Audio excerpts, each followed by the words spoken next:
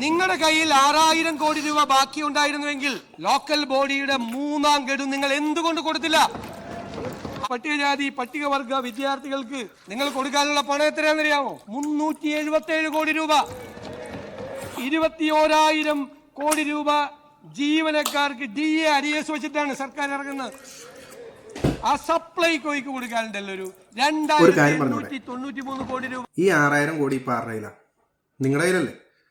ഈ 6000 കോടി എടുത്ത് ഇവർക്ക് കൊടുത്തു കഴിഞ്ഞാൽ പ്രശ്നം തീരൂലേ? അല്ലാതെ ഞങ്ങളിത് ഇങ്ങനെ ഇവർക്ക് കൊടുക്കാനുണ്ടെന്ന് പറഞ്ഞുകൊണ്ട് ഈ നാട് നീളം ആൾക്കാരെ മൊത്തം പറഞ്ഞ് നാറ്റിക്കുന്നതുകൊണ്ട് എന്ത് സുഖമാണ് കിട്ടുന്ന ചെയ്യുമ്പോൾ ഒരുമാതിരി പരിപാടി കാണിക്കരുത്. ഒരു പാലം ഇട്ട് അങ്ങോട്ട് നിങ്ങൾ കൊടുത്താന്ന് പറഞ്ഞോന്നേ, അപ്പോൾ പിന്നെ കുഴപ്പമില്ലല്ലോ.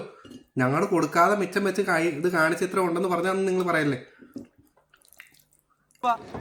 ഏറ്റവും രൂക്ഷമായ വിലക്കയറ്റം ഒരു സംസ്ഥാനത്ത് 6000 കോടി രൂപ ട്രഷറിയിലുണ്ട്. ഇനി നിങ്ങളെടുത്ത് ചെലവാക്കിക്കോ എന്ന് പറയുന്ന നിങ്ങൾ എന്തേ അത് കൊടുക്കാതെ പോയത്?